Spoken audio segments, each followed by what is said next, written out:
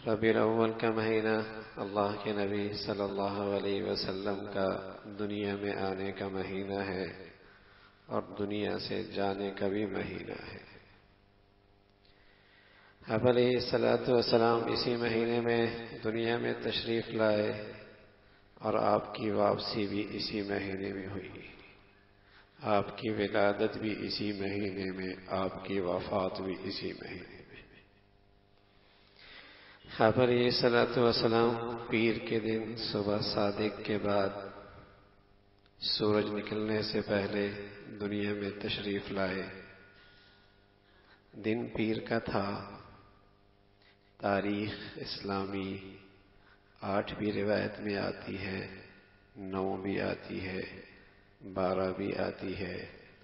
البتہ جانے کی تاریخ پر تقریباً اتفاق ہے کہ آپ کی واپسی اس دنیا سے 12 تاریخ کو ہوئی ہے۔ آنے میں 8 بھی ہے، 9 بھی ہے، 12 بھی ہے۔ جانے میں تقریباً اتفاق ہے کہ آپ کی وفات 12 ربیع الاول کو ہوئی۔ اب تک تو ہم سنتے بھی آتے تھے 12 وفات، 12 وفات۔ تو یوں آپ کا آنا بھی اسی مہینے میں ہے، جانا بھی اسی مہینے میں ہے۔ لیکن صدیاں گزر گئیں، مسلمانوں میں اس تاریخ پر کوئی جھگڑا نہیں، نہ مسلمانوں میں اس کی وجہ سے انتشار تھا نہ اختلاف تھا۔ اس لیے کہ مسلمانوں کے ہاں اسلام میں چونکہ سالگرہ کا تصور نہیں، کرسمس کے انداز کی خوشی کا تصور نہیں، مسلمانوں کے ہاں برسی کا تصور نہیں۔ مسلمانوں میں ہیں چونکہ ولادت پر نبی علیہ الصلوۃ والسلام نے نہ اپنی اماں کی برسی منائی ہے، نہ آپ نے اپنی اماں کی یوم ولادت منائی ہے۔ شہنشاہ کونین تھے، چاہتے تو اپنی اماں کی برسی بھی منا سکتے تھے اور چاہتے تو اپنی اماں کی یوم ولادت بھی منا سکتے تھے۔ اور محمد الرسول اللہ سید الکونین ہیں، امام الانبیاء ہیں۔ اور جب مسلمانوں کے پاس ساری دنیا کی خلافت ہاتھ میں آ گئی، ابو بکر بھی خلیفہ، عمر بھی خلیفہ، عثمان بھی خلیفہ، علی بھی خلیفہ۔ پھر ایک دور آیا کہ حضرت حسن کے پاس بھی کچھ عرصے تک دنیا کی حکومت ہاتھ میں آئی۔ پھر حضرت معاویہ رضی اللہ تعالیٰ نے ایک لمبے عرصے تک اسلامی حکومت قائم فرمائی۔ چاہتے تو اپنے پیارے نبی کی ولادت بھی منا سکتے تھے اور برسی بھی منا سکتے تھے۔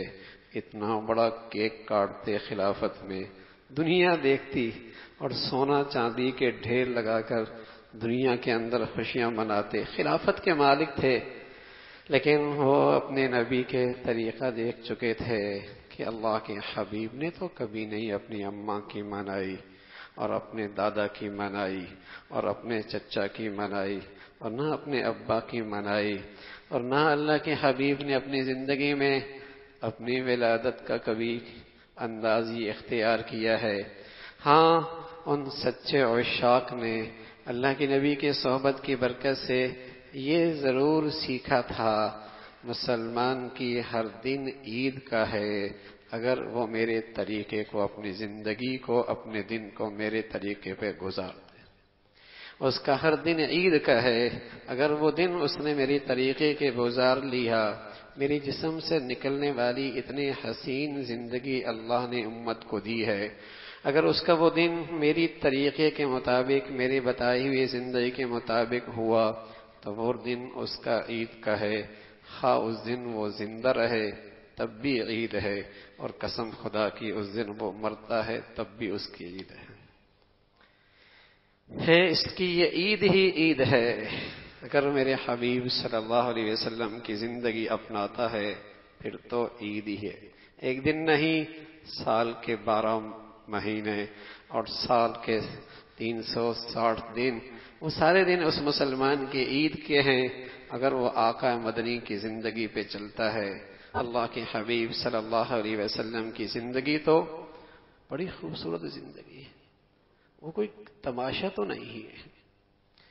وہ عیسائیوں کے ہاں کھوکھلی محبت ہے، عیسائیوں کے ہاں کھوکھلی محبت ہے۔ ان کے ہاں عمل اطاعت نام کی کوئی چیز نہیں. وہ سال میں ایک دن اپنے نبی سے خوشی کا اظہار کرسمس کی شکل میں اظہار کر دیتے ہیں. مسلمانوں کے ہاں اس محبت کے کھوکھلے بن کا کوئی تصور نہیں. مسلمان تو ہر دن اپنے نبی سے عشق اور محبت کے ساتھ گزارتا ہے.